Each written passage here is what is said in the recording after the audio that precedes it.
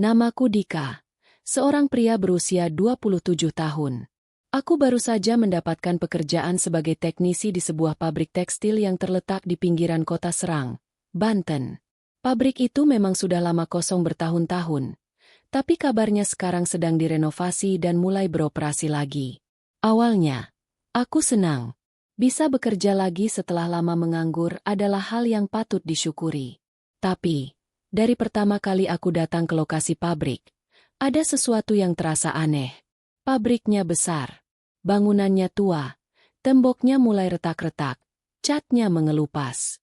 Di beberapa sudut masih terlihat puing-puing, bekas mesin-mesin lama yang sudah berkarat. Ketika berjalan masuk ke dalam area pabrik untuk pertama kalinya, bulu kuduku berdiri tanpa alasan. Udara di sana terasa dingin, bukan dingin biasa, tapi seperti ada hawa yang berat, menekan, seolah-olah ada yang memperhatikan dari balik bayang-bayang. Saat briefing pertama, aku bertemu dengan beberapa rekan kerja. Ada Pak Surya, mandor yang sudah lama bekerja di pabrik ini sebelum tutup dulu. Orangnya keras tapi baik. Lalu ada Rian, sesama teknisi, dan Jaya, satpam pabrik. Di sela-sela perkenalan, Pak Surya sempat berkata dengan nada bercanda tapi serius. Kalau kerja di sini, jangan macam-macam. Hormati yang gak kelihatan. Apalagi malam hari. Jangan iseng ke gudang belakang. Aku dan Rian saling berpandangan. Agak heran. Maksudnya, Pak? Tanyaku penasaran. Pak Surya hanya tersenyum tipis, lalu menepuk bahuku. Nanti juga ngerti sendiri, katanya sambil berjalan pergi. Sontak rasa penasaran bercampur was-was mulai muncul. Tapi aku mencoba mengabaikan itu. Aku pikir, mungkin hanya candaan untuk menakut-nakuti karyawan baru. Hari itu aku mulai bekerja. Semuanya berjalan normal, sampai menjelang sore, ketika aku tanpa sengaja lewat di dekat gudang belakang pabrik. Aku melihat sesuatu dari ujung mata. Bayangan hitam melintas cepat, lalu menghilang begitu saja di sudut tembok yang sudah ditumbuhi lumut tebal. Aku berhenti, menoleh, mencoba memastikan. Tapi tidak ada apa-apa. Hanya suara angin yang berdesir pelan, membawa aroma lembab dan, entah kenapa, ada bau anyir yang samar-samar tercium. Seketika bulu kuduku meremang. Aku buru-buru menjauh dari area itu, berpura-pura tidak melihat apa-apa. Tapi entah kenapa, sejak saat itu aku merasa, ada sesuatu di pabrik ini yang tidak bisa dijelaskan oleh logika. Dan aku belum tahu bahwa ini baru awal dari teror yang sesungguhnya. Keesokan harinya, aku kembali bekerja seperti biasa. Tapi perasaan tidak nyaman itu masih tersisa. Bayangan hitam yang kulihat kemarin terus terbayang di kepala. Tapi aku mencoba menenangkan diri. Mungkin cuma halusinasi, atau cuma bayangan burung atau kucing lewat. Pikirku. Saat jam istirahat, aku duduk di kantin bersama Rian dan Jaya. Entah kenapa, topik pembicaraan mendadak mengarah ke hal-hal aneh di pabrik ini. Bro, lu kemarin ngerasa nggak sih, hawanya di sini beda? Tanyaku ke Rian, setengah berbisik. Rian menoleh cepat. Wajahnya terlihat agak tegang. Lu juga ngerasa, ya? Gue kira cuma gue doang. Jawabnya. Jaya, satpam yang duduk tak jauh dari kami, ikut menyahut. Wajar aja. Pabrik ini kan udah lama kosong. Dulu tutup gara-gara, ya, gitu deh. Aku langsung tertarik. Gitu gimana, Bang? Tanyaku. Jaya terlihat ragu. Matanya melirik kanan-kiri, lalu menunduk pelan. Katanya dulu pernah ada kecelakaan kerja. Ada karyawan wanita yang meninggal tragis. Tubuhnya terjepit di mesin pemintal benang. Aku dan Rian langsung terdiam. Suasana di meja mendadak hening. Terus? Tanyaku pelan. Sejak itu, pabrik ini mulai sering kejadian aneh. Mesin nyala sendiri. Suara perempuan nangis tengah malam. Sampai akhirnya pabrik ini tutup bertahun-tahun. Lanjut Jaya dengan suara pelan. Aku menelan ludah. Jadi, itu alasan pabrik ini dulu tutup? Dan, kabarnya, Jaya menurunkan suaranya lebih pelan lagi. Sosok wanita itu masih sering kelihatan, khususnya di sekitar gudang belakang. Dek, Gudang belakang. Tempat di mana kemarin aku melihat bayangan hitam itu. Belum sempat aku bertanya lebih lanjut, Pak Surya tiba-tiba datang dan menegur. "Hei, jangan ngomong yang aneh-aneh. Jangan bikin orang baru takut." Katanya agak ketus, tapi terlihat khawatir. Jaya langsung terdiam. Tapi dari sorot matanya, aku tahu dia tidak bercanda. Cerita itu bukan sekadar omong kosong. Hari itu aku berusaha bekerja seperti biasa. Tapi saat matahari mulai condong ke barat, rasa gelisah itu makin menjadi-jadi. Dan ketika aku lewat lagi di dekat gudang belakang, samar-samar terdengar suara perempuan menangis. Hiks, hiks, hiks. Suara itu lirih, pelan, namun jelas. Aku berhenti, menoleh perlahan ke arah sumber suara, dan saat itu juga, sret! Sosok bayangan wanita berambut panjang berdiri membelakangiku di ujung lorong gudang. Rambutnya hitam panjang terurai. Bajunya lusuh seperti seragam kerja. Badannya diam, tak bergerak, tapi jelas sekali sosok itu nyata berdiri di sana. Astagfirullah. Aku refleks mundur. Jantungku berdegup keras. Tapi saat aku berkedip sosok itu menghilang. Aku lari sekencang-kencangnya meninggalkan area itu. Napasku terengah-engah. Dadaku sesak. Saat itu aku sadar, ini bukan sekadar cerita iseng. Pabrik ini memang ada yang menunggu, dan dia mulai menunjukkan dirinya. Setelah kejadian kemarin, semalaman aku tidak bisa tidur. Bayangan sosok wanita berambut panjang itu terus mengganggu pikiranku. Bahkan suara tangisnya masih terasa menggema di telinga. Pagi ini, aku datang ke pabrik dengan perasaan campur aduk.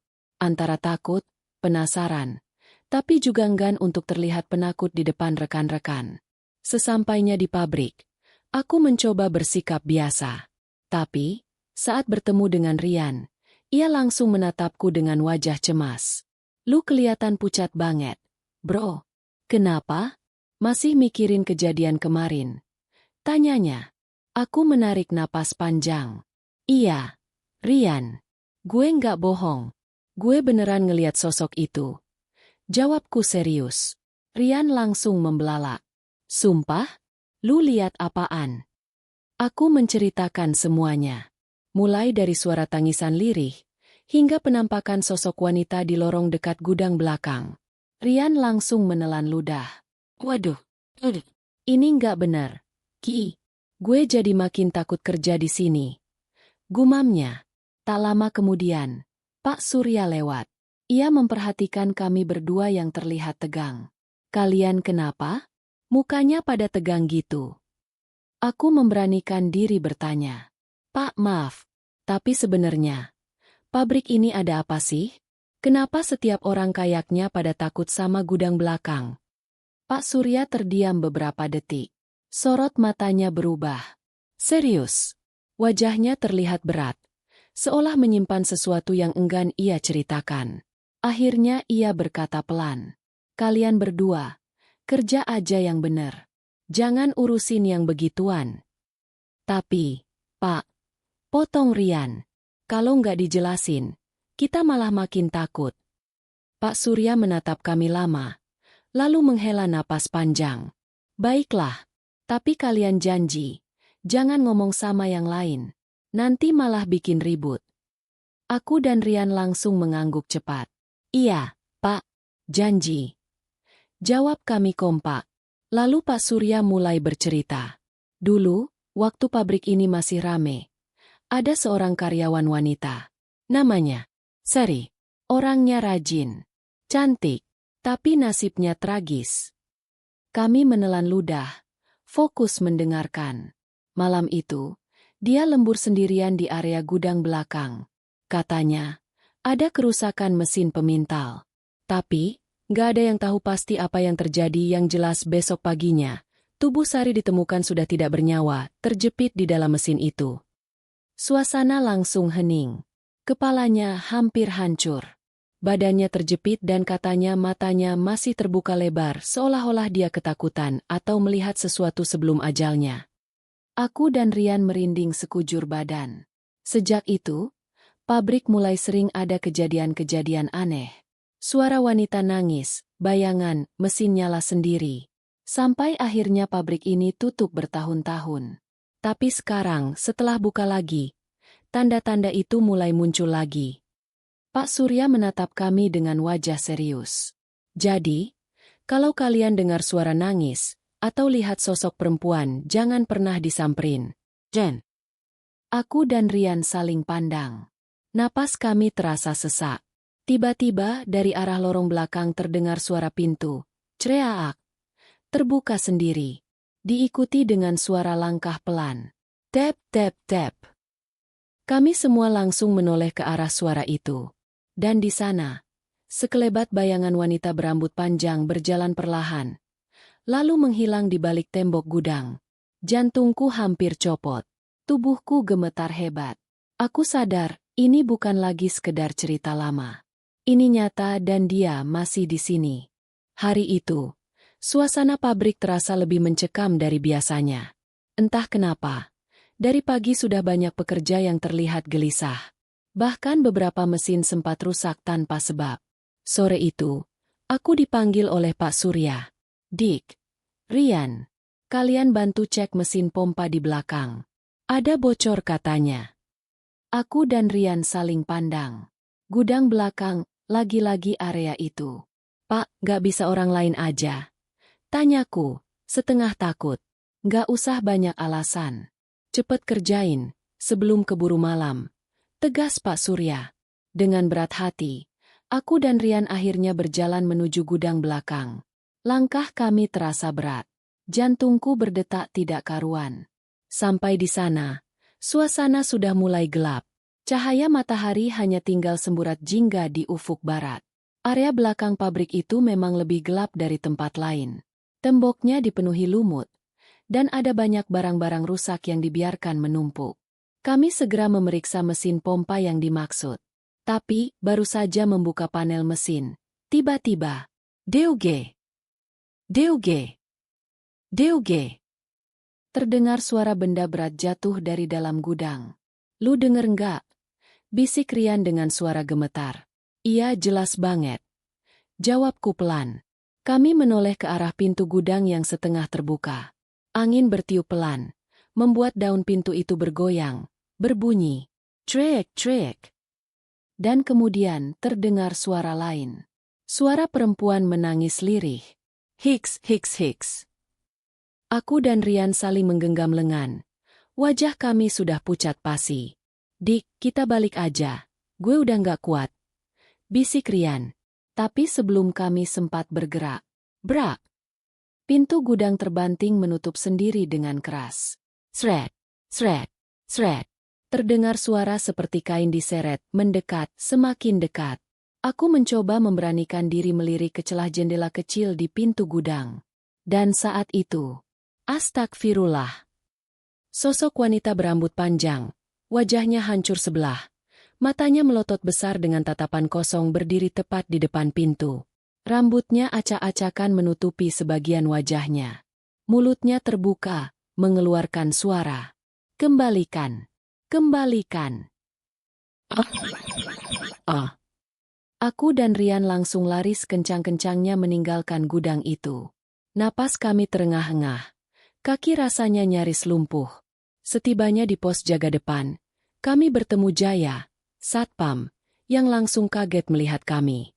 Loh, kalian kenapa? Pak, di gudang. Ada. Jawab Rian sambil ngos-ngosan. Pak Surya yang ikut mendengar langsung menghampiri dengan wajah tegang. Kalian lihat dia, ya? Tanyanya serius. Aku mengangguk cepat. Iya, Pak, dia. Dia minta dikembalikan. Tapi, apaan yang harus dikembalikan? Tanyaku panik. Pak Surya langsung terdiam. Wajahnya terlihat makin berat. Seperti menyimpan rahasia besar yang belum pernah ia ungkap ke siapapun.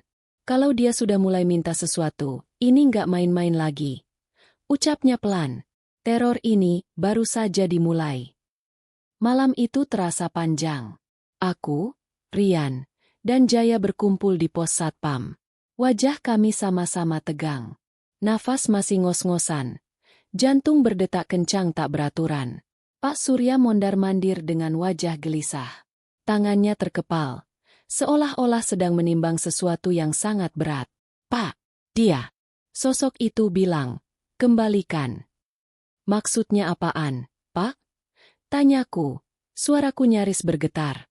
Pak Surya menghentikan langkahnya, lalu menatap kami satu persatu. Saya sebenarnya nggak mau ngomong soal ini, tapi kalau dia sudah sampai muncul sambil minta dikembalikan, berarti ini udah gawat. Pak, tolong, jelasin. Jangan bikin kami makin takut. Desak Rian. Pak Surya menarik napas panjang, lalu duduk. Wajahnya benar-benar serius. Kalian tahu, waktu kejadian Sari meninggal dulu, banyak yang percaya itu kecelakaan. Tapi sebenarnya, ada yang disembunyikan. Aku dan Rian menelan ludah. Fokus penuh pada ucapan Pak Surya. Sari malam itu dia bukan cuma lagi lembur.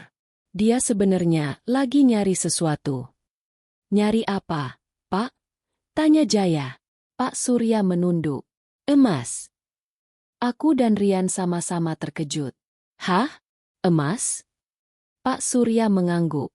Dulu, sebelum jadi pabrik, tempat ini adalah gudang penyimpanan hasil tambang. Ada kabar, beberapa pekerja lama nyembunyiin emas batangan di area belakang. Sampai pabrik berdiri, kabarnya emas itu nggak pernah ditemukan. Dan Sari malam itu dia lagi nyari emas itu. Tanyaku dengan napas tertahan. Pak Surya mengangguk pelan. Iya, tapi dia nggak sendirian. Ada orang lain yang juga nyari. Tapi mereka serakah. Terjadi cekcok. Anya, Sari tewas di tempat. Suasana mendadak hening. Yang terdengar hanya suara kipas angin tua di pos yang berderit pelan. Tubuhnya dimasukin ke mesin.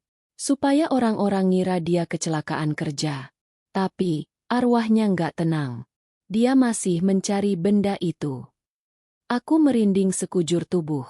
Terus benda itu masih ada, Pak? Tanyaku dengan suara pelan. Pak Surya menatap tajam. Kalau dia bilang, kembalikan. Berarti, emas itu belum pernah keluar dari pabrik ini. Mungkin disembunyiin di gudang belakang. Itu sebabnya kenapa area itu paling angker. Jaya menelan ludah. Terus kita harus apain, Pak? Pak Surya berdiri, menatap ke arah lorong gelap yang mengarah ke gudang.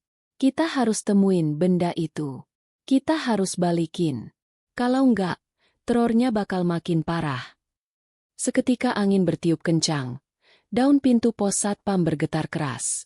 Dari kejauhan, terdengar suara, Kemba Alikaan. Kemba Alikaan. Suara perempuan serak, marah, penuh dendam. Aku menoleh ke arah suara itu. Samar-samar di bawah cahaya lampu pabrik yang berkedip-kedip. Terlihat sosok wanita itu berdiri di depan pintu gudang, rambutnya terurai, wajahnya hancur, dan dia menatap ke arah kami bertiga. Minta dikembalikan sebelum semuanya terlambat. Malam itu, aku, Rian, Pak Surya, dan Jaya tidak bisa lagi menunda. Keputusan sudah bulat. Kami harus mencari benda yang dimaksud sosok wanita itu. Kalau tidak kami semua tahu, teror ini tidak akan berhenti. Dengan membawa senter dan beberapa alat seadanya, kami berjalan perlahan menuju gudang belakang, tempat yang paling dihindari semua orang di pabrik ini. Setiap langkah terasa berat. Suara sepatu kami beradu dengan lantai semen yang dingin dan lembab. Angin dingin bertiup, membawa bau apek bercampur bau anyir yang menusuk hidung. Pak, kita harus mulai dari mana? Bisik Rian, menahan gemetar. Pak Surya menunjuk ke sudut kanan gudang, di dekat tumpukan kayu dan mesin-mesin tua berkarat. Dulu, kabarnya, salah satu pekerja pernah lihat Sari sering mondar-mandir di situ. Bisa jadi di sana. Kami segera menuju tempat itu. Jaya mulai membongkar tumpukan kayu, sementara aku dan Rian memeriksa bagian lantai yang terlihat berbeda. Tiba-tiba, Deuge, Deuge, Deuge. Suara benturan keras terdengar dari arah atas gudang. Seperti ada yang melempar sesuatu berat ke atap. Astagfirullah, teriak Jaya sambil refleks mundur. Aku menyorotkan senter ke atas. Tapi tidak ada apa-apa, hanya bayangan yang bergerak cepat. Dan lagi-lagi, terdengar suara itu. Lebih dekat, lebih jelas. Kembali ke Aan. Bulu kuduku berdiri. Jantung berdebar hebat. Cepetan. Jangan berhenti. Seru Pak Surya panik. Kami kembali menggali dan membongkar tumpukan. Sampai akhirnya, Rian menghentikan gerakannya.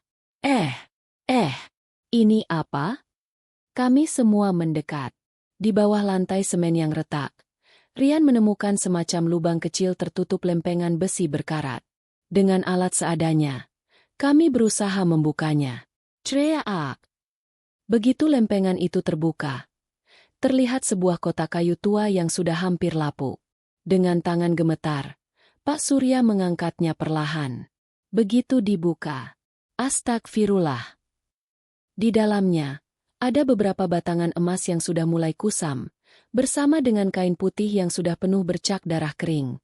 Ya Allah, ini benar-benar emas. Gumam Jaya dengan napas tercekat. Tapi sebelum kami sempat berkata lebih lanjut, Dor!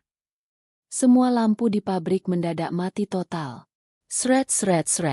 Suara seperti langkah kaki. Kain diseret semakin dekat. Dan dari ujung ruangan muncul sosok itu.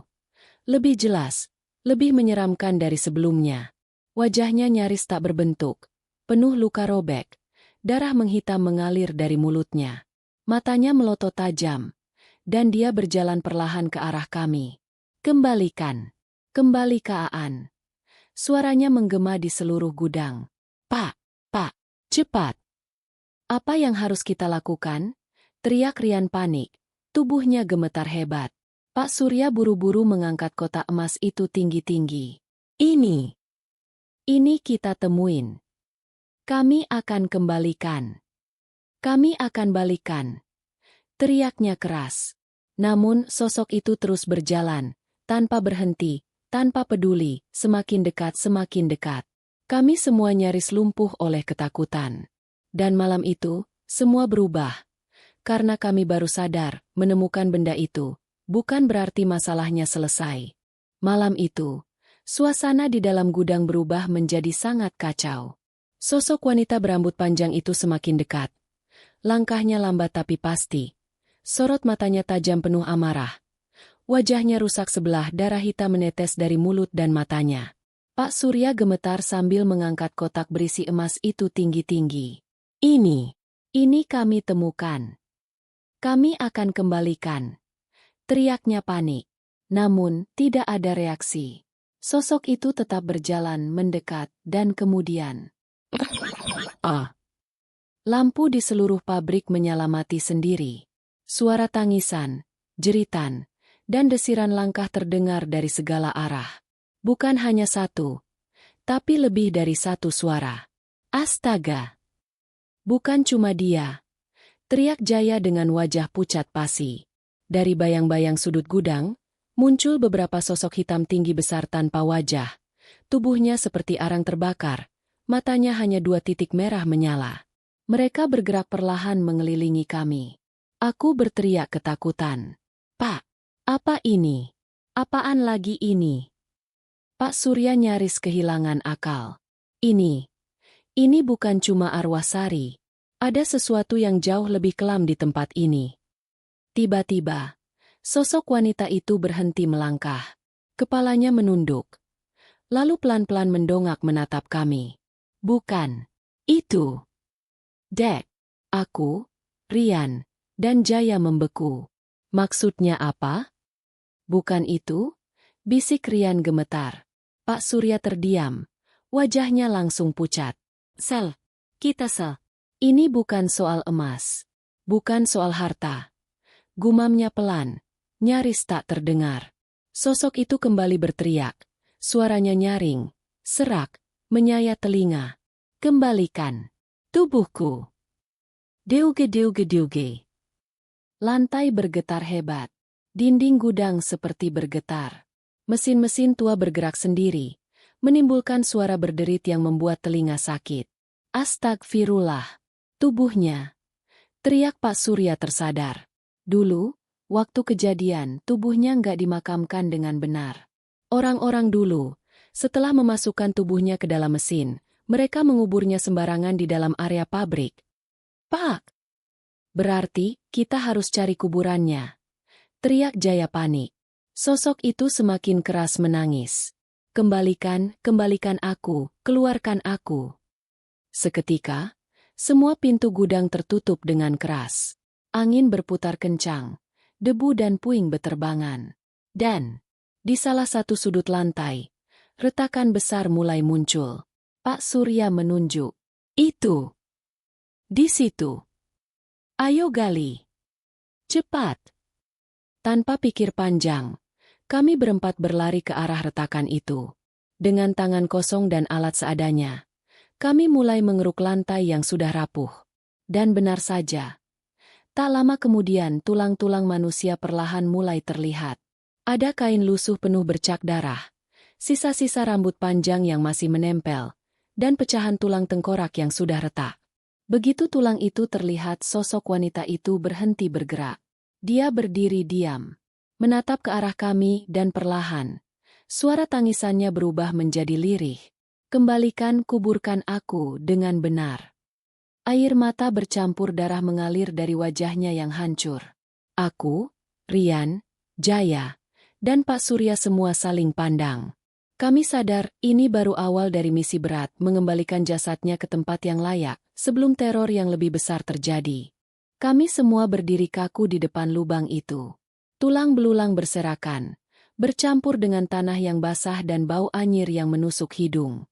Jelas, ini adalah jasad Sari yang selama ini tidak pernah dimakamkan dengan layak. Sosok wanita itu masih berdiri di pojok ruangan, menangis pelan, tubuhnya mulai mengabur, seperti kabut yang perlahan tertiup angin. Namun tatapannya jelas mengarah ke jasadnya sendiri. Kuburkan aku, keluarkan aku dari tempat ini. Suaranya lirih tapi penuh dengan kesedihan. Pak Surya berusaha menenangkan diri. Kita harus cepat. Kalau enggak, dia enggak akan tenang. Tapi Pak, kita kubur di mana? Ini udah malam. Enggak mungkin kita keluar bawa tulang-tulang kayak gini. Ujar Rian. Suaranya gemetar. Jaya ikut mengangguk. Bener. Pak, gimana kalau kita panggil ustaz atau orang pintar dulu? Pak Surya berpikir cepat. Nggak bisa nunggu. Selama jasad ini belum dimakamkan, dia bakal terus muncul, bahkan bisa lebih parah. Kita gali lubang di belakang pabrik, dekat pohon beringin tua. Tempat itu cukup bersih. Kita buat liang lahat seadanya untuk malam ini. Besok baru kita panggil ustaz untuk doain. Aku dan Rian saling pandang. Tak ada pilihan lain. Kami akhirnya setuju. Dengan napas yang masih berat dan badan gemetar, kami mengumpulkan tulang-tulang itu pelan-pelan. Kain lusuh yang membungkus sebagian tulang pun ikut kami angkat. Setiap kami menyentuhnya, hawa dingin menusuk sampai ke sumsum. Sosok wanita itu perlahan mengikuti, diam, memperhatikan, tapi tidak lagi meneror. Saat kami berjalan menuju area belakang pabrik, melewati lorong-lorong gelap itu, samar-samar terdengar suara tangisan, tapi kali ini bukan marah, melainkan seperti kesedihan yang mendalam. Sampai di bawah pohon beringin tua, kami segera menggali tanah sedalam yang kami bisa dengan alat seadanya. Keringat bercucuran, nafas ngos-ngosan, tapi kami tak berani berhenti. Ayo, cepetan sebelum dia berubah pikiran. Bisik Pak Surya, meski nadanya setengah bercanda, tapi jelas ada ketakutan di wajahnya. Setelah lubang cukup dalam, kami pelan-pelan meletakkan tulang-tulang itu. Kain lusuhnya kami tata serapi mungkin. Sari, maafkan kami. Kami bukan orang yang terlibat di masa lalu. Tapi biar malam ini, kami bantu kembalikan ketenangan buatmu. Gumam Pak Surya pelan. Kami menutup liang itu perlahan. Tanah demi tanah menimbun jasad yang sudah bertahun-tahun terabaikan. Dan saat gundukan tanah itu selesai dibuat, tiba-tiba angin berhenti. Tingi. Tak ada lagi suara. Tak ada lagi bisikan. Sosok wanita itu berdiri di depan kami. Tapi kali ini, wajahnya tidak lagi hancur. Wajahnya perlahan berubah. Menjadi lebih utuh. Rambutnya tergerai rapi. Bajunya bersih meski tetap pucat. Tapi dari wajahnya, terlihat jelas rasa lega dan ketenangan. Ia menatap kami satu persatu. Lalu tersenyum tipis dan berkata pelan, "Terima kasih." Kemudian, perlahan, tubuhnya menghilang, menjadi serpihan kabut putih yang terbang mengikuti angin malam. Kami semua menatap kosong, napas lega bercampur kelelahan luar biasa. Tapi, sebelum kami benar-benar meninggalkan tempat itu, Pak Surya berkata pelan, "Semoga ini benar-benar sudah berakhir." Tapi, apakah benar semua sudah berakhir? Setelah prosesi pemakaman sederhana itu selesai, kami semua kembali ke pos satpam dengan perasaan lega bercampur lelah. Akhirnya selesai juga, ucap Jaya sambil menjatuhkan diri ke kursi. Semoga arwahnya udah tenang. Tambah Rian, wajahnya masih pucat tapi sedikit lebih rileks. Pak Surya mengangguk pelan. Semoga. Tapi ingat, besok pagi kita harus tetap panggil Ustaz buat doain. Biar benar-benar bersih. Biar nggak ada apa-apa lagi. Aku hanya mengangguk, mencoba meyakinkan diri kalau semuanya sudah selesai. Tapi ternyata tidak. Baru saja kami bernapas lega. Tiba-tiba, DUG, DUG, DUG. Suara benturan keras terdengar dari arah dalam pabrik. Bukan sekali, tapi berturut-turut seperti ada sesuatu yang dilempar atau dijatuhkan dengan paksa. Kami semua langsung menoleh. "Apalagi tuh?" tanya Jaya. Nadanya mulai panik. Rian berdiri gemetar. Gue kira udah selesai." Pak Surya langsung berdiri. Wajahnya kembali tegang. "Enggak. Ini beda." Suaranya bukan dari gudang belakang. Aku mengarahkan senter ke lorong. Benar saja, suara itu berasal dari arah ruang produksi utama. "Pak, kita harus cek gak?" tanyaku ragu-ragu. Pak Surya menimbang sebentar, lalu mengangguk. "Iya, kita cek. Kalau kita biarin, bisa bahaya." Dengan senter di tangan, kami berempat berjalan pelan menuju ruang produksi. Semakin dekat suara itu semakin jelas. DUG. DUG. Kreaak. Dan saat kami sampai di depan pintu ruang produksi, pintunya terbuka sendiri dengan keras. Brak. Angin dingin menerpa wajah kami. Lampu-lampu di dalam ruangan kedap-kedip seperti korslet. Lalu, tanpa diduga, semua mesin di dalam pabrik menyala sendiri. Mesin pemintal, mesin jahit, mesin penggulung, semua hidup berputar menderu keras, padahal listrik mati. "Ya Allah!" teriak Rian. Mundur beberapa langkah. Di antara deru mesin yang bergerak sendiri itu, terdengar suara langkah kaki berat, seperti ada yang menyeret rantai. Sret sret sret. DUG. DUG. Kami semua menyorotkan senter ke arah sumber suara dan dek, dek, dek. Di tengah ruangan berdiri sosok hitam tinggi besar, tanpa wajah. Tubuhnya seperti arang terbakar, kedua matanya merah menyala. Sosok itu berdiri membelakangi kami, perlahan menoleh. Dan dari mulutnya yang sobek, keluar suara berat, parau, menggelegar. "Kalian mengganggu." "Astagfirullah. Apalagi ini?" teriak Jaya panik. Sosok itu perlahan melangkah. Lantai bergetar setiap kakinya menghentak. Di sekelilingnya, terlihat bayangan-bayangan lain bergerak samar seperti banyak sekali. Pak, ini lebih parah dari sebelumnya." Bisik Rian, suaranya bergetar hebat. Pak Surya menelan ludah. Saya baru ingat. Tempat ini bukan cuma ada arwah Sari." Ucapnya dengan suara berat. "Dulu, sebelum jadi pabrik, tempat ini adalah lokasi pembantaian di zaman penjajahan." Dek, aku, Rian, dan Jaya langsung membeku. Napas tercekat. Jadi, tempat ini, bukan cuma dikutuk karena kematian Sari. Tapi dari dulu tempat ini udah penuh dengan darah dan kematian. Ucap Pak Surya pelan. Dan tiba-tiba sosok hitam itu meraung keras. "Kalian semua, pergi." Seluruh mesin berhenti serempak. Lampu padam total, dan dalam kegelapan itu, terdengar suara jeritan, tangisan, dan raungan yang menyebar dari segala arah. Malam itu, kami sadar puncak dari teror ini baru saja dimulai. Malam itu berubah menjadi mimpi buruk yang nyata. Setelah raungan sosok hitam itu, seluruh pabrik seperti hidup, tapi bukan untuk produksi, melainkan untuk meneror kami. Pintu-pintu tertutup sendiri. Jendela-jendela terkunci rapat.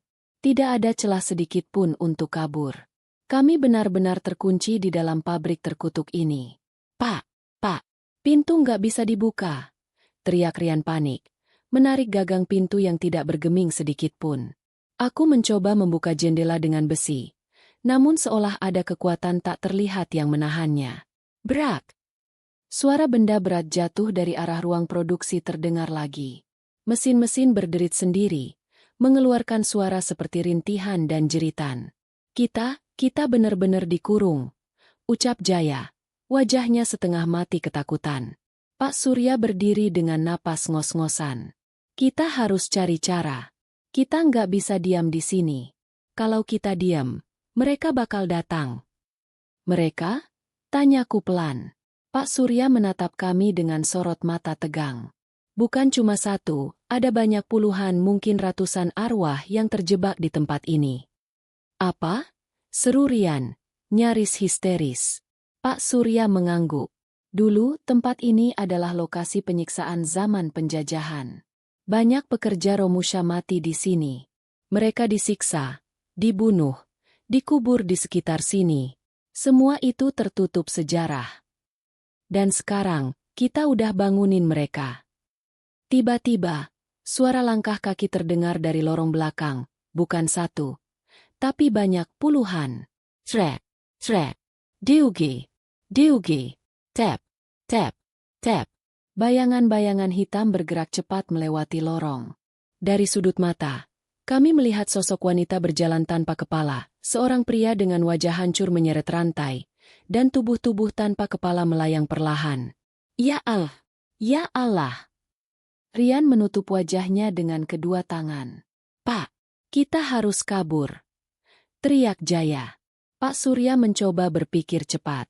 Ada satu cara. Katanya dengan suara gemetar. Di ruang administrasi lama, ada pintu bawah tanah. Dulu itu pintu darurat. Tapi sekarang udah dikunci dan ditutup. Kita harus coba ke sana. Di mana, Pak? Tanyaku cepat. Lurus ke arah ruang manajer. Terus belok kiri. Ada pintu besi tua di dekat lemari arsip. Semoga aja masih bisa dibuka. Jelas Pak Surya. Tanpa pikir panjang, kami semua berlari sekuat tenaga menuju ruang administrasi lama. Melewati lorong gelap, suara jeritan dan tawa aneh terus mengikuti dari belakang. Di persimpangan lorong, tiba-tiba, sosok wanita tanpa kepala muncul tepat di depan kami. Rambutnya menjuntai sampai lantai. Darah menetes dari lehernya yang menganga. Tubuhnya bergoyang pelan, seolah mengikuti langkah kami. Teriak Rian, jatuh tersungkur. Jangan lihat dia. Lari! Teriak Pak Surya. Kami berlari melewati sisi tembok, mencoba tidak menatap langsung ke sosok itu. Nafas kami hampir habis. Jantung berdetak seperti mau meledak. Akhirnya, sampai di ruang administrasi tua. Kami mencari-cari pintu yang dimaksud. Itu! Teriak Jaya, menunjuk sebuah pintu besi tua yang setengah berkarat, tersembunyi di balik lemari arsip. Dengan tenaga penuh, Pak Surya dan Jaya menarik pintu itu. Kreak! Pintu terbuka, dan terlihat tangga menurun menuju ruang bawah tanah yang gelap gulita. Cepet! Masuk! Teriak Pak Surya. Tapi, sebelum kami masuk, dari belakang terdengar suara langkah berat. Lalu suara berbisik serak. Kalian akan pergi. Brak! Salah satu lemari terlempar sendiri, hampir menghantam kami. Masuk! Masuk! Teriak Pak Surya panik. Kami semua melompat masuk ke tangga bawah tanah. Menutup pintu dari dalam, dan gelap. Hanya suara napas berat dan detak jantung kami yang terdengar.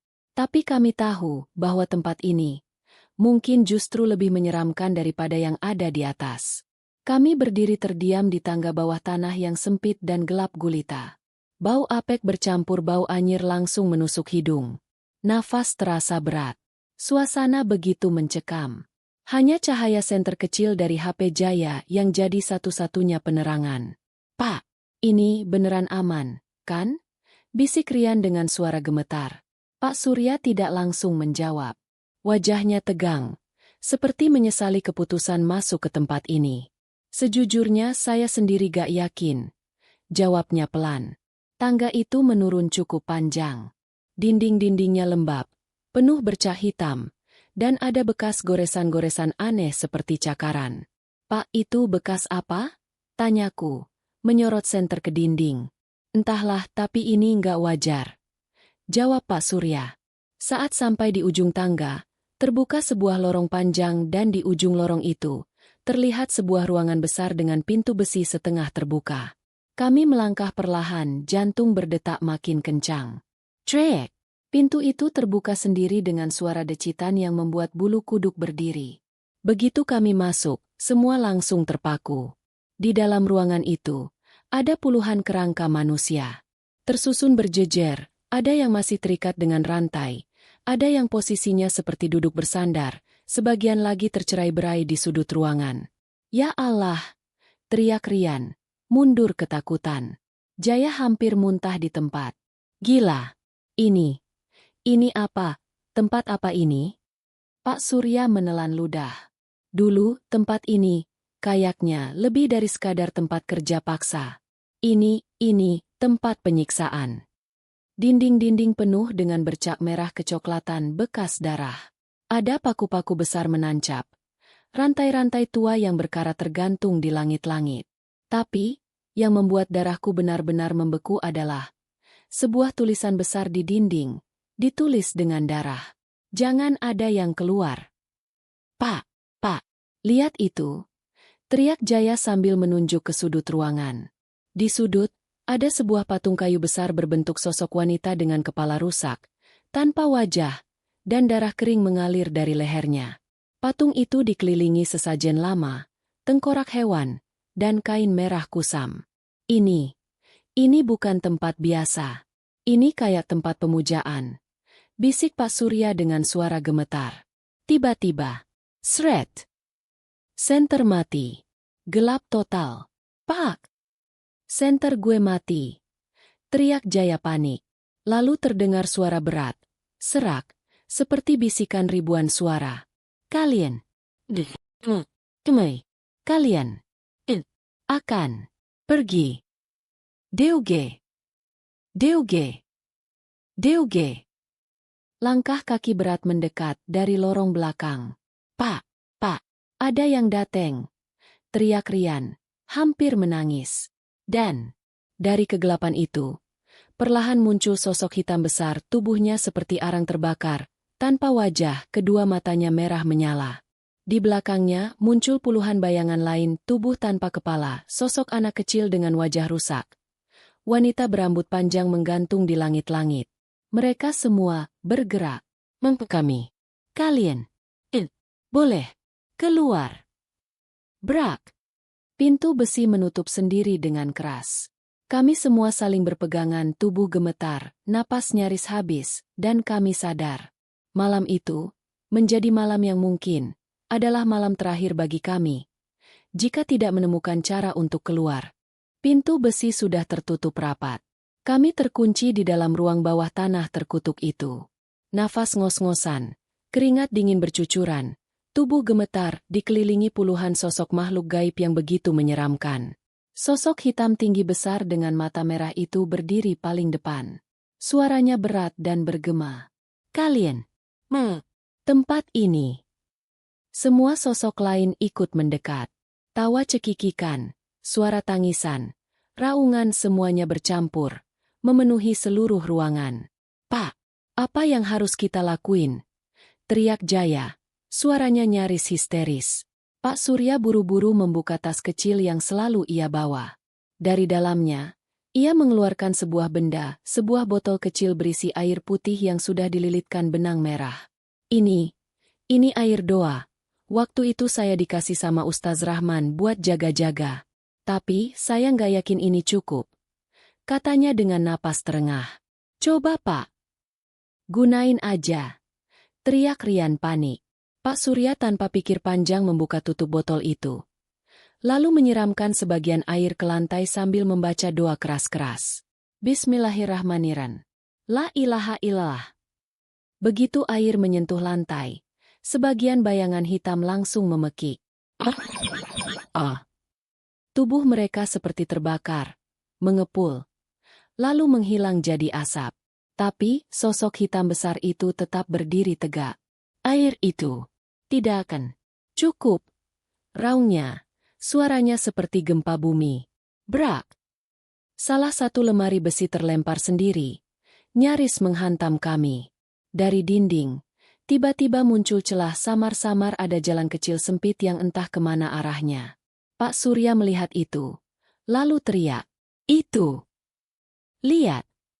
Ada jalan keluar!" Tanpa pikir panjang, aku, Rian, dan Jaya langsung lari menuju celah itu. Tapi, saat kami mulai masuk, sosok wanita berambut panjang tiba-tiba muncul dari atas, menggantung di langit-langit dengan leher terpelintir. Matanya melotot dan bibirnya bergerak. "Kalian semua ikut mati!" Cepetan! Teriak Jaya, hampir pingsan saking takutnya. Kami merangkak masuk ke celah sempit itu. Di belakang, suara langkah kaki berat mengejar, suara benda diseret, suara napas berat. Ho! Ho! Lorong itu sangat sempit dan gelap. Kami harus merangkak dengan susah payah. Bau busuk menyengat makin parah. Di sepanjang dinding lorong, ada bekas cap tangan, bekas darah, bekas cakaran, bekas goresan kuku manusia. Setelah beberapa meter merangkak, lorong itu terbuka menjadi sebuah ruang kecil. Tapi, kami tertegun. Di tengah ruangan itu, ada sebuah sumur tua, tertutup oleh kayu dan batu. Pak Surya melihatnya dan wajahnya langsung pucat. Astagfirullah, jangan-jangan. Ini pusatnya. Maksudnya apa, Pak? Tanyaku, panik. Sumur ini, mungkin tempat pembuangan mayat dulu, pusat dari semua energi negatif di pabrik ini. Jelas Pak Surya. Dan benar saja. Tiba-tiba kayu penutup sumur bergeser sendiri. Muncul asap hitam pekat keluar dari dalamnya. Lalu terdengar suara-suara. Tolong. Jangan. Sakit. Lepaskan. Kembali. Pak, kita harus nutup ini. Seru Rian, tubuhnya gemetar hebat. Tapi belum sempat kami bergerak. Sosok hitam besar itu muncul lagi. Kepalanya nyaris menyentuh langit-langit, matanya merah menyala, mulutnya terbuka, mengeluarkan suara raungan yang mengguncang seluruh ruangan. Kalian semua mati di sini. Diuge. Langkahnya menghentak. Dinding-dinding mulai retak. Tanah bergetar hebat. Pak! Kalau gak ada cara, kita semua mati di sini. Teriak Jaya. Pak Surya berteriak sekeras-kerasnya, mengangkat botol air doa, lalu melemparnya ke dalam sumur. Bismillahirrahmanirrahim. Begitu botol itu jatuh ke dalam sumur. Braak! Suara ledakan keras terjadi. Angin kencang berhembus, asap hitam keluar seperti disedot ke dalam sumur, disertai jeritan-jeritan ribuan suara. Dinding-dinding mulai runtuh. Tanah berguncang, sumur itu perlahan tertutup sendiri oleh longsoran batu dan tanah. Sosok hitam besar itu mengeluarkan raungan terakhir. Lalu tubuhnya pecah menjadi serpihan asap dan lenyap. Kami semua jatuh terduduk. Napas ngos-ngosan, tubuh lemas. Keringat bercucuran, semua hening. Tapi, belum selesai, dari ujung lorong, terdengar suara gemuruh. Lorong itu mulai runtuh. Lari! Lari cepat! Teriak Pak Surya. Dengan sisa tenaga, kami berlari sekuat-kuatnya menuju arah pintu besi tempat awal masuk, berharap masih ada jalan keluar. Tanah bergetar semakin keras. Dinding-dinding lorong mulai retak dan ambruk satu persatu. Batu-batu besar jatuh dari langit-langit, menimbulkan suara gemuruh yang memekakan telinga. Cepat! Lari! Teriak Pak Surya sekuat tenaga. Wajahnya penuh keringat dan debu. Kami berlari secepat yang kami bisa. Nafas ngos-ngosan. Dada serasa mau meledak. Lorong itu kini berubah menjadi jalur maut. Sedikit saja terlambat, kami akan terkubur hidup-hidup. Di belakang kami, suara jeritan-jeritan aneh masih terdengar. Bayangan-bayangan hitam masih bergerak, seolah enggan melepaskan kami begitu saja. Mereka masih ngikut, teriak Jaya, menoleh ke belakang.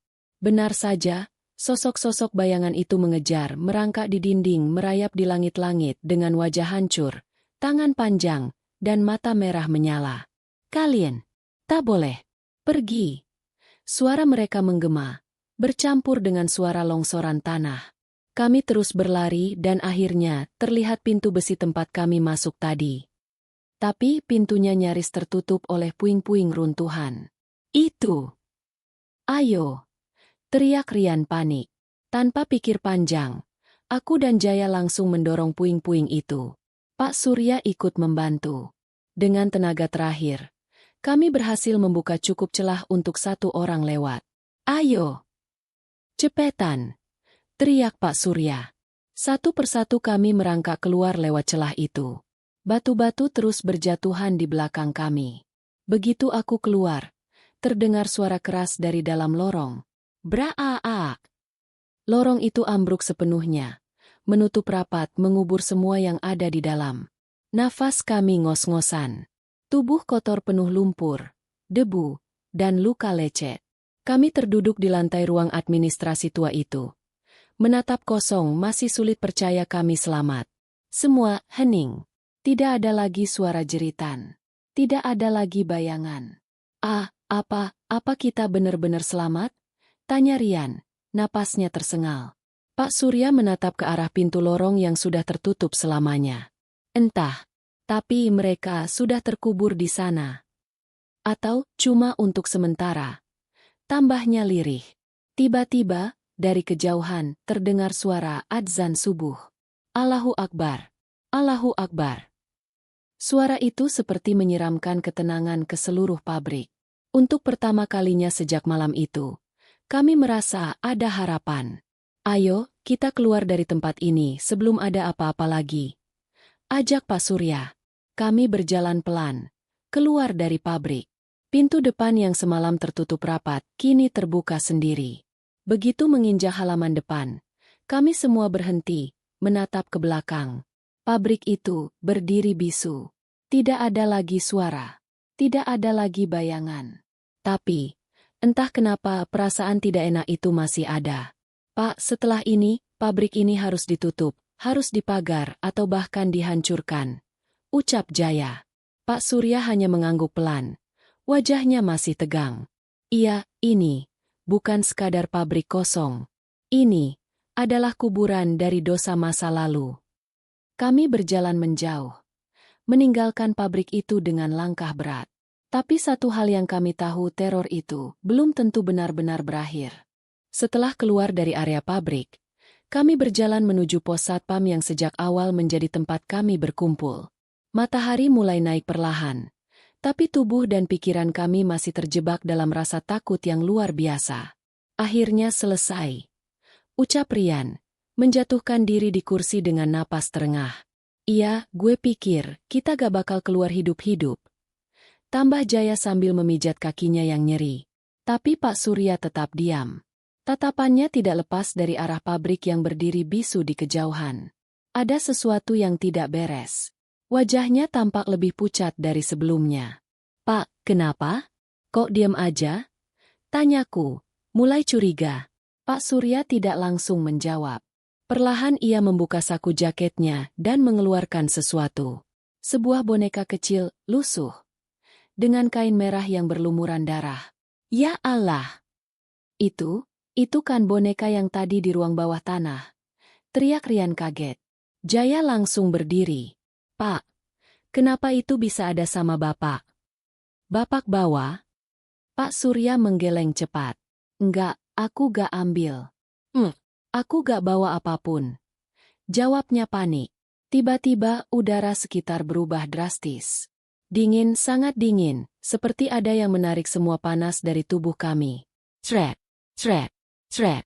Terdengar suara langkah kaki, di atas atap pos satpam. Kami semua mendongak dan DG. Sosok wanita berambut panjang. Berdiri di atas atap. Rambutnya terurai menutupi wajah. Bajunya compang-camping. Tubuhnya penuh luka, darah menetes dari ujung rambutnya. Kalian membawa aku bersama kalian. Bisiknya lirih, tapi suaranya menusuk ke dalam kepala. Pak! Apaan lagi ini? Kenapa dia masih ngikut? Teriak Jaya. Panik luar biasa. Pak Surya gemetar. Tubuhnya mulai kaku. Enggak. Seharusnya udah selesai. Sosok itu perlahan menunduk. Lalu, terjun dari atas atap dengan posisi kepala duluan. Brak! Tapi, begitu menyentuh tanah, dia menghilang menjadi asap hitam. Tiba-tiba, HP Rian berdering keras. Layar HP-nya blank. Tapi ada tulisan muncul sendiri. Kalian tidak akan pernah bisa lepas. Mati. HP itu lalu mati total. Jaya langsung melempar HP-nya sendiri ke tanah saking paniknya. Gue nggak mau bawa apapun. Gue nggak mau. Pak Surya akhirnya sadar. Ini kutukan. Kita bawa sesuatu dari bawah. Bukan cuma boneka ini, tapi kutukan dari tempat itu. Terus Pak? Terus harus gimana? Teriak Rian. Suaranya hampir menangis. Pak Surya menatap kami serius. Kita harus selesaikan ini. Kita harus panggil orang pintar, ustaz, siapapun yang bisa. Kalau enggak, mereka akan terus ngikutin kita. Sampai mati. Belum sempat kami bergerak, tiba-tiba semua lampu di pos mati total. Dari kaca jendela, terlihat puluhan bayangan berdiri mengelilingi pos satpam. Mereka berdiri diam. Tidak bergerak. Hanya menatap dengan mata merah menyala. Dan, dari arah pabrik, terdengar suara berat itu lagi. Suara yang sama seperti sosok hitam besar itu. Ini belum selesai. Pos satpam kini berubah jadi jebakan maut. Lampu padam. HP mati. Udara membeku. Di luar kaca, puluhan sosok hitam berdiri mematung. Mereka menatap ke dalam dengan tatapan penuh kebencian. Mata mereka merah menyala. Pak! Gimana nih? Mereka ngepung kita. Jaya berteriak panik. Tubuhnya gemetar hebat. Pak Surya berdiri kaku. Wajahnya pucat pasi. Ini udah keterlaluan. Ini bukan cuma arwah penasaran ini kutukan murni. Katanya dengan suara lirih. Sret, sret, sret. Suara langkah kaki terdengar dari atap. Diikuti suara ketukan keras di dinding. DUG, DUG, DUG. Tiba-tiba, dari balik jendela, muncul sosok wanita berambut panjang lagi. Wajahnya kali ini terlihat matanya kosong, mulut sobek sampai ke pipi, dan darah menetes dari dahinya. Kembalikan. Kembalikan. Suaranya meraung keras sampai kaca bergetar. Pak! Dia minta apa? Aku berteriak panik. Pak Surya menatap boneka lusuh yang tadi muncul misterius di sakunya. Ini sumbernya. Teriaknya.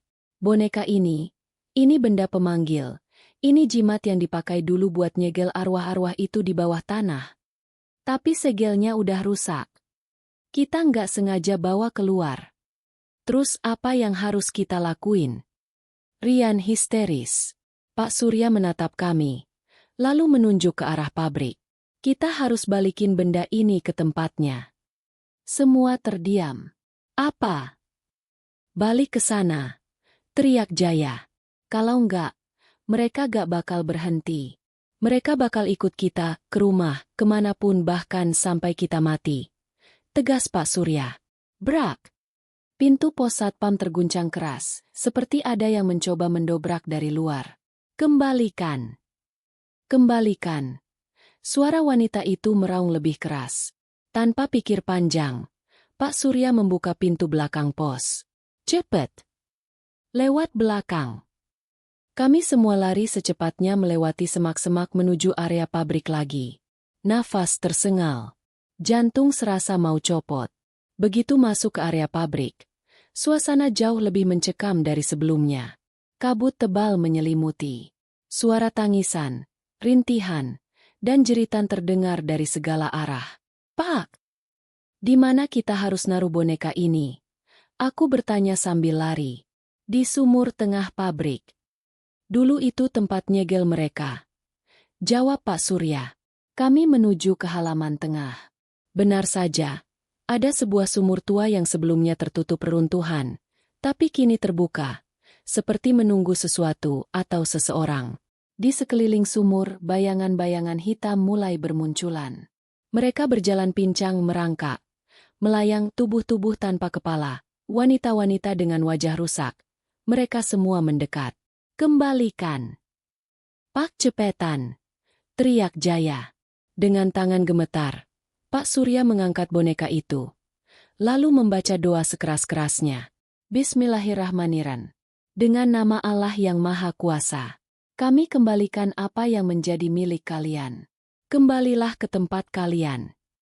Pak Surya melempar boneka itu ke dalam sumur. Begitu boneka itu jatuh, "Dum!"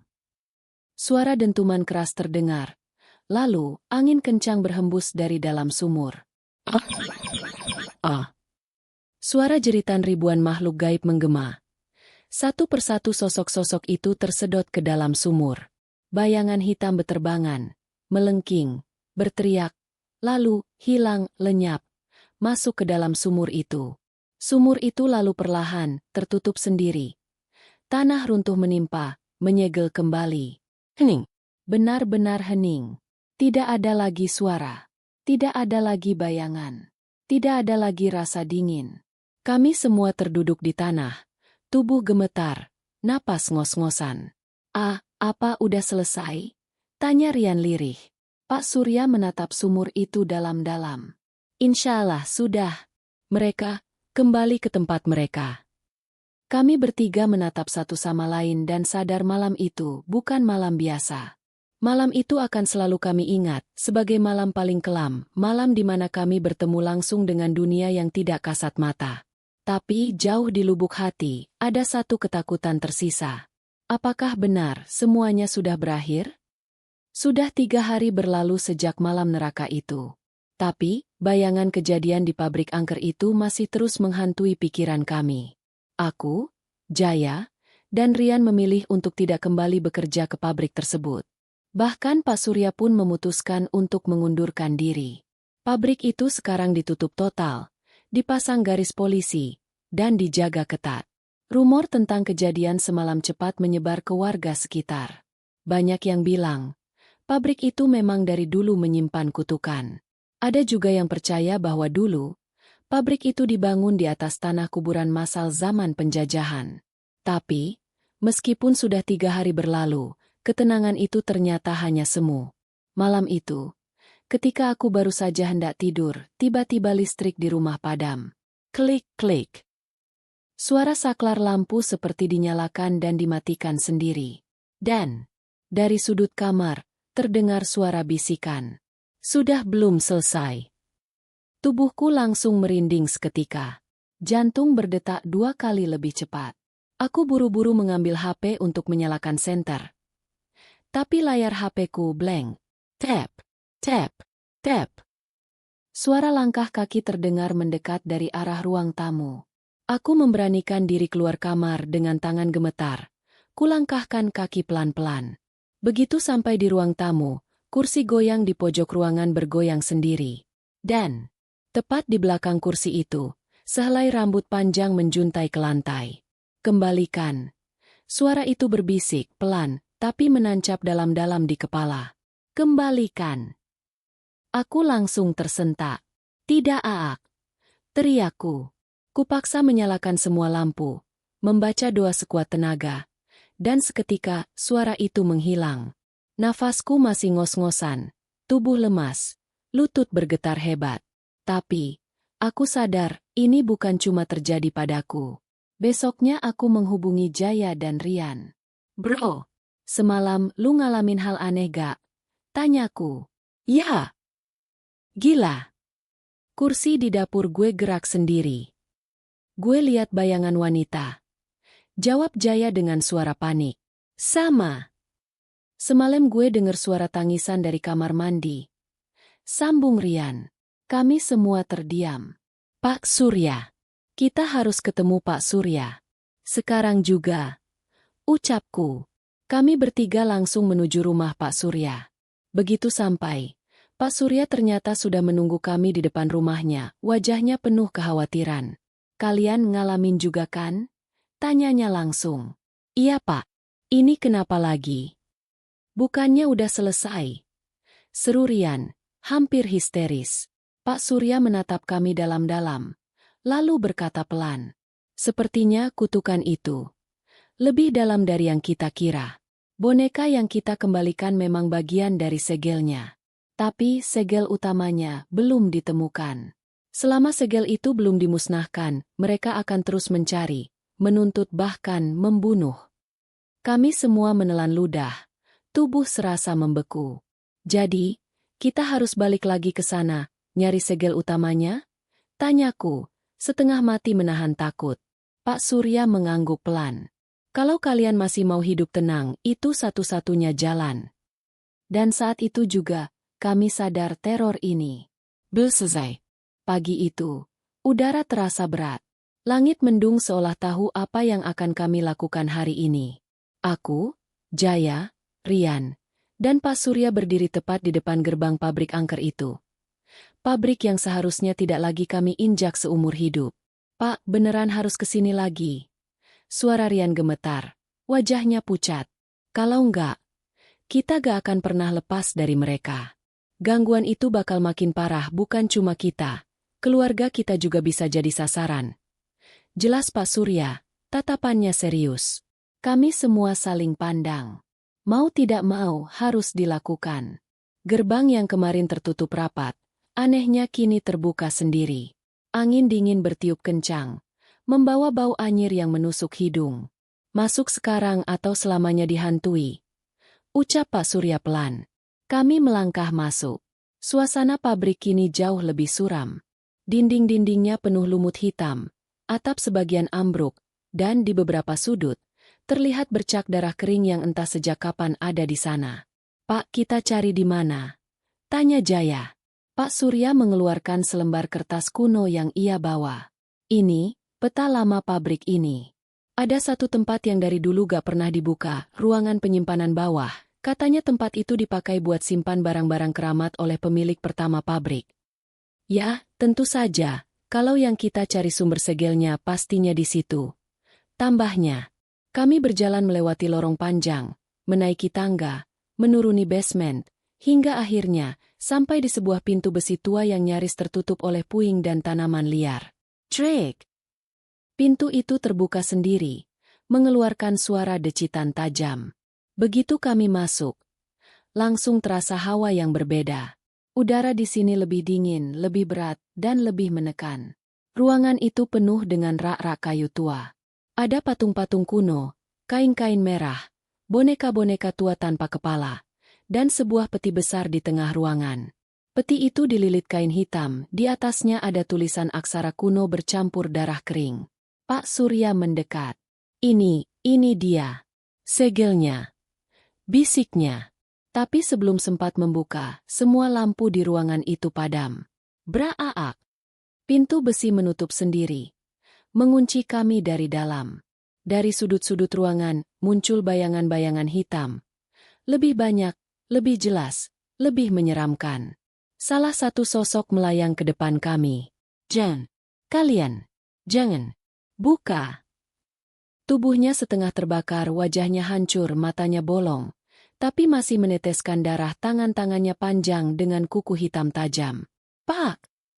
Mereka muncul lagi. Teriak Jaya panik. Lanjut Pak. Cepetan. Aku ikut berteriak. Dengan gemetar, Pak Surya membuka kain hitam yang melilit peti itu, dan begitu terbuka. Terlihat sebuah benda seperti kotak kayu kecil, penuh ukiran aneh, dan ada rambut panjang melilitinya. Di atas kotak itu, ada sebuah jimat tua, terbuat dari tulang dengan simbol aneh yang sudah retak. Ini dia sumbernya. Tapi, Begitu Pak Surya menyentuh kotak itu. Dua ar. Suara ledakan keras mengguncang seluruh ruangan. Bayangan-bayangan hitam berteriak melengking. Jangan! Jangan ambil itu. Dari lantai, mulai muncul tangan-tangan hitam, menarik kaki kami satu persatu. Pak, cepetan! Ambil! Hancurin! Teriak Rian yang kakinya sudah setengah tertarik ke lantai. Pak Surya menggenggam kotak itu. Membaca doa keras-keras. Bismillahirrahmanirrahim. Lalu dia melempar kotak itu ke lantai dengan sekuat tenaga. Brak! Kotak itu pecah, dan dari dalamnya, muncul asap hitam tebal yang langsung tersedot ke dalam tanah. Diikuti suara-suara jeritan ribuan makhluk. Lepas Kaan. Suara itu makin lama makin lemah, lalu hilang. Semua bayangan itu menghilang. Pintu besi terbuka sendiri. Hening. Benar-benar hening. Udara yang tadi dingin dan berat kini terasa ringan. Suasana berubah drastis. Tidak ada lagi rasa takut. Tidak ada lagi bisikan. Kami saling pandang. Tubuh gemetar, tapi kali ini, karena lega. Selesai. Bisik Pak Surya sambil menatap ke langit-langit. Akhirnya benar-benar selesai. Sudah seminggu sejak kami menghancurkan benda kutukan itu di ruang penyimpanan pabrik. Seminggu penuh yang terasa seperti sebuah anugerah.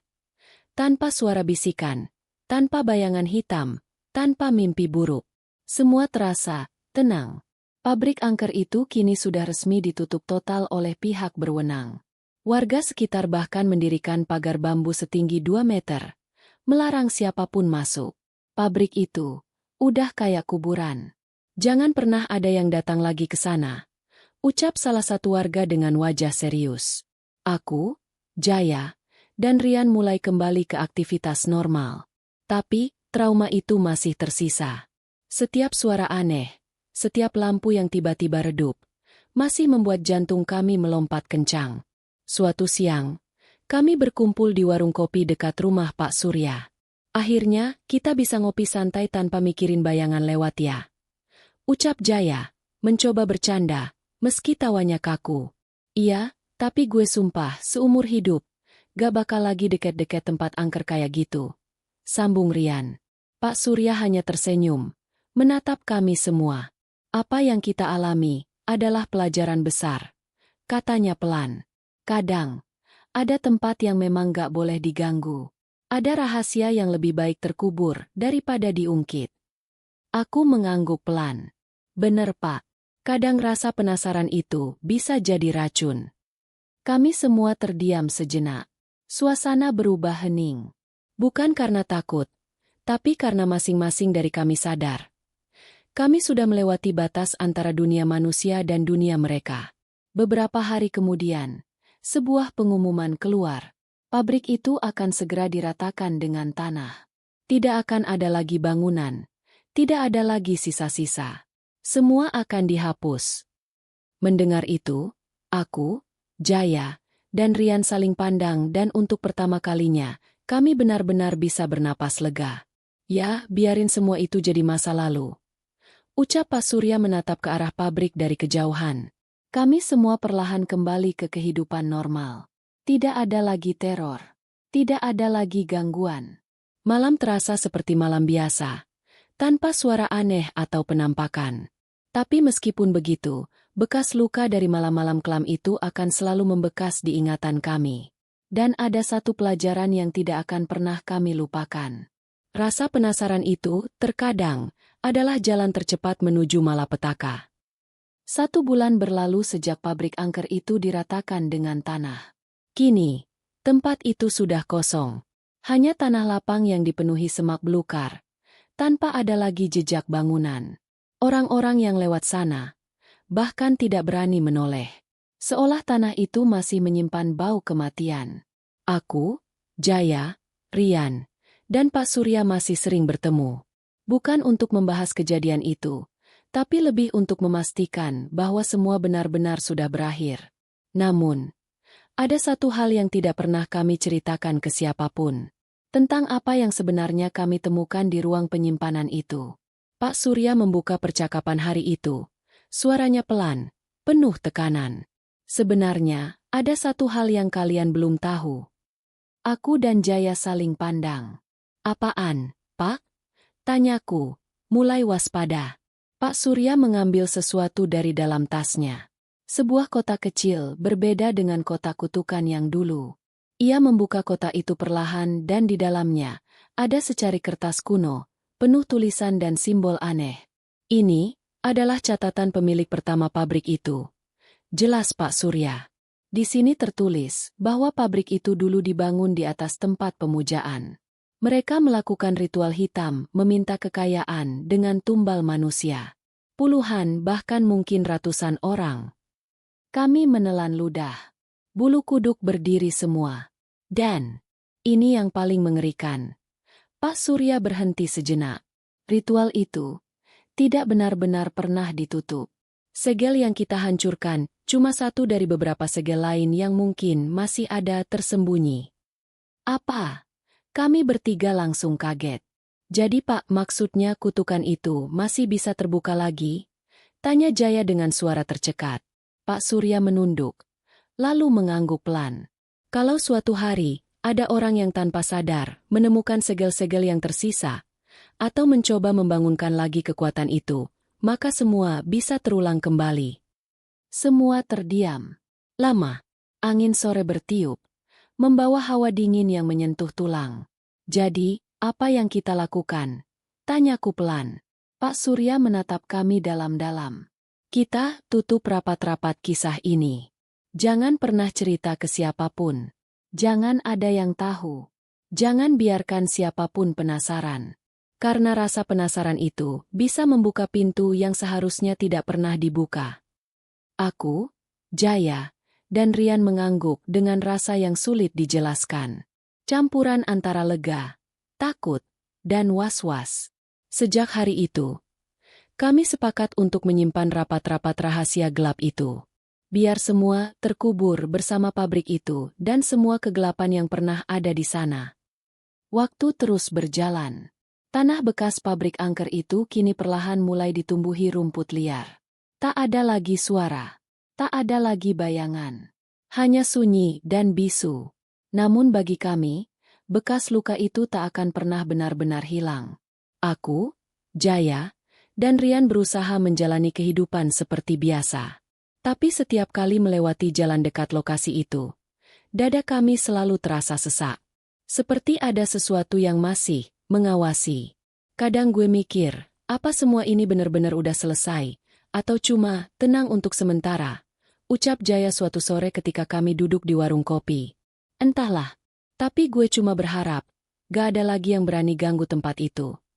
Jawabku sambil menyeruput kopi, mencoba menenangkan diri. Rian mengangguk pelan. Yang jelas gue kapok. Bahkan mau deket ke pabrik itu pun. Ogah. Pak Surya, yang selama ini jadi penuntun kami, memandang ke arah langit sore yang mulai memerah. Kalian tahu, hidup ini memang selalu berdampingan dengan dua dunia. Dunia kita dan dunia mereka. Tapi ada batas yang gak boleh dilanggar. Kalau batas itu dibuka, ya beginilah hasilnya.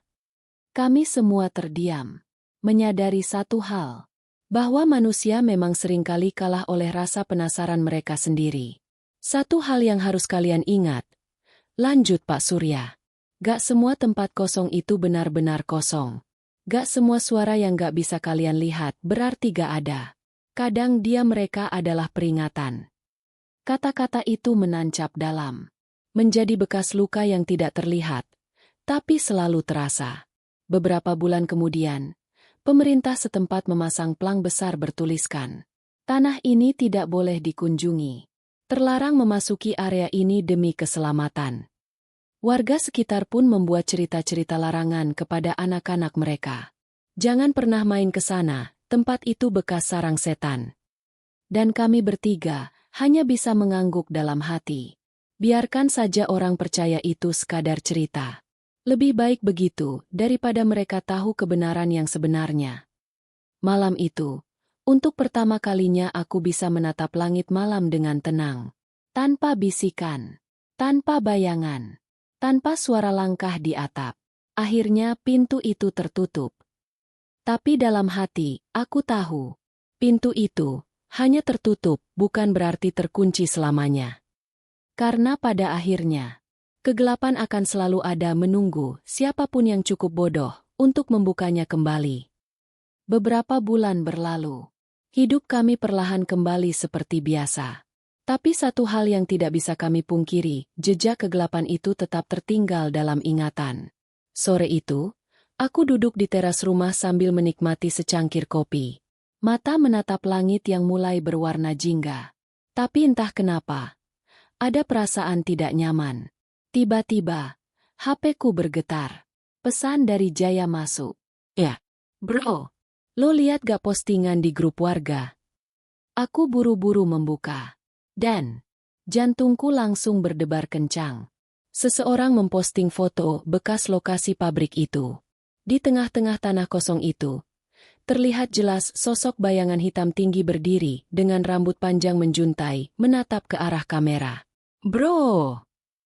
Itu apa? Balas Rian langsung panik. Gila! Serius itu? Aku langsung ketik cepat. Jaya membalas. Warga bilang semalam ada yang lewat situ. Terus dengar suara perempuan ketawa sama suara jeritan. Kami semua langsung terdiam. Beberapa saat kemudian, Pak Surya menghubungi kami lewat panggilan video. Wajahnya serius. Bahkan terlihat lebih tua dari terakhir kami bertemu. Dengar ya. Kalian harus ngerti satu hal. Kutukan itu memang udah kita hentikan, tapi bekasnya gak akan pernah hilang. Tanah itu udah jadi saksi terlalu banyak kematian, terlalu banyak darah, terlalu banyak dosa. Pak Surya menarik napas panjang. Ingat, selama manusia masih punya rasa tamak, rasa ingin tahu yang berlebihan dan mengabaikan larangan, maka pintu itu kapanpun bisa terbuka lagi. Jadi, gak ada cara buat nutup selamanya. Pak? Tanya Jaya pelan. Pak Surya menggeleng pelan. Nggak ada. Yang bisa kita lakukan cuma satu. Jangan pernah ganggu. Jangan pernah dekat dan jangan pernah cerita ke sembarang orang. Kami semua saling pandang lewat layar. Masing-masing menelan ludah. Biarkan tempat itu jadi tanah terlarang. Biarkan kisah ini terkubur bersama tanah itu. Sebab, kalau sampai ada yang nekat semua ini, bisa terulang. Kami hanya mengangguk. Tak ada lagi kata-kata yang keluar. Malam itu, sebelum tidur, aku berdiri di depan jendela kamar, menatap keluar, menikmati malam yang tenang. Tapi, entah kenapa, di sudut mataku, seperti ada bayangan berdiri, menatapku. Krek! Suara lantai kayu berdecit pelan. Aku buru-buru menutup tirai, menarik selimut, dan dalam hati berdoa. Semoga ini cuma bayangan, cuma bayangan. Hari itu, tepat 1 tahun sejak kejadian mengerikan di pabrik angker itu. Kami bertiga, aku, Jaya, dan Rian, memutuskan untuk bertemu di rumah Pak Surya. Bukan untuk membicarakan teror itu lagi, tapi untuk mengakhiri semua, setidaknya dalam ingatan kami. Kita janji ya mulai hari ini, gak akan pernah lagi ngomongin tentang tempat itu, tentang apapun yang pernah terjadi. Ucap Pak Surya dengan nada tegas namun lembut. Aku mengangguk. Setuju, Pak. Gue udah cukup. Gak mau lagi tahu. Jaya menimpali. Sumpah. Gue bahkan udah hapus semua foto, video, sama chat yang ada hubungannya sama tempat itu. Rian menunduk. Suaranya berat. Kadang, gue masih suka mimpi buruk.